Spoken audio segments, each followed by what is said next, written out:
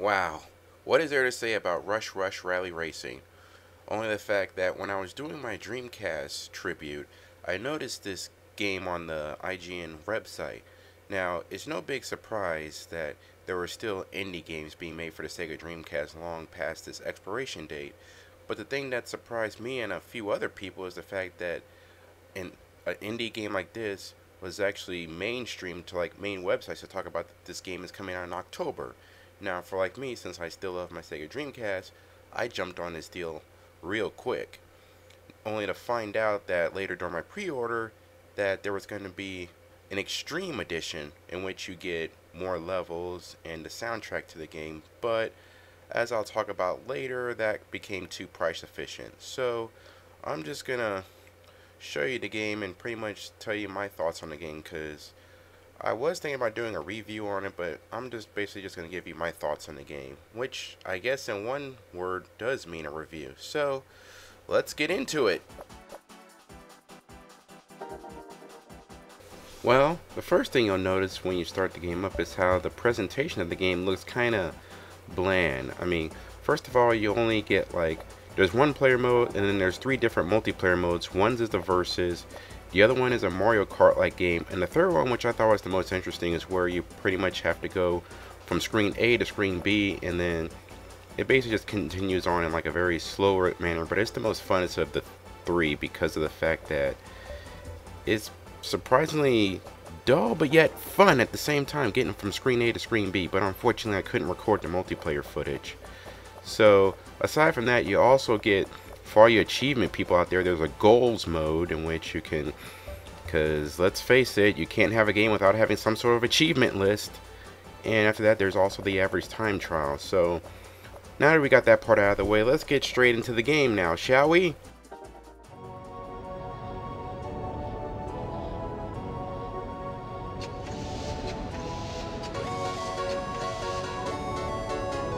Hold it.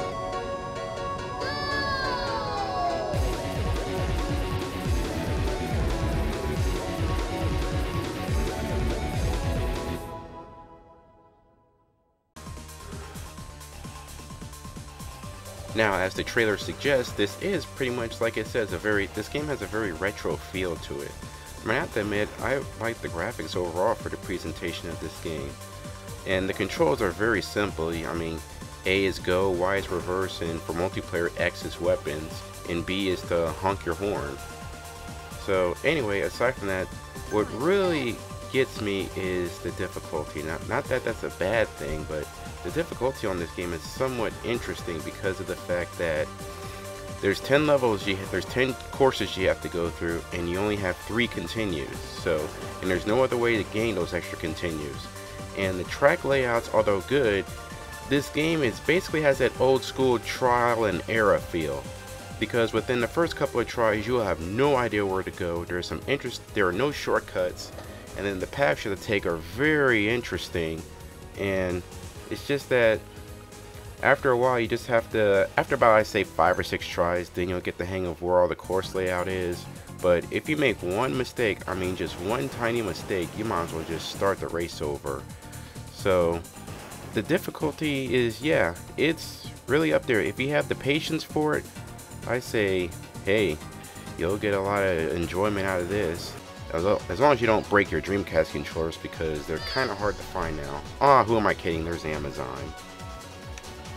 In fact, this game is so hard, the fact that I could only manage to get to I managed to get to like the 6th level, but upon recording this, I only managed to get to the 5th level. So I decided to cheat and actually use some parts of the demo to show what the other courses look like.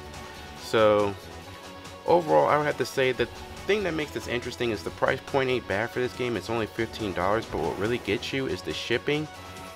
And the shipping was another $15, so I almost end up paying like $40 for this game. And then I know the Extreme Edition is $30, but plus the shipping fees, that's almost close to $60. So, man, as much as I would love to go on about this game, there's really not much to say. I mean, the modes are kind of on the small side, and I guess for the gamers of today, there's no online play. However, there is a nice little feature where you can upload your high scores via a 16-digit password to the company's website. But overall, I would have to really say that the game, as much as I enjoy it, unless you're really patient and you have the money to pay the shipping fees, I would say stay clear of it. Overall, it's still a good game, but I just wish I would have had the money to try out the Extreme Edition, because it looks like you're getting more bang for your buck with the Extreme Edition, but I just don't have the money for it. So that's it, everyone. Take care, and I hope you enjoy.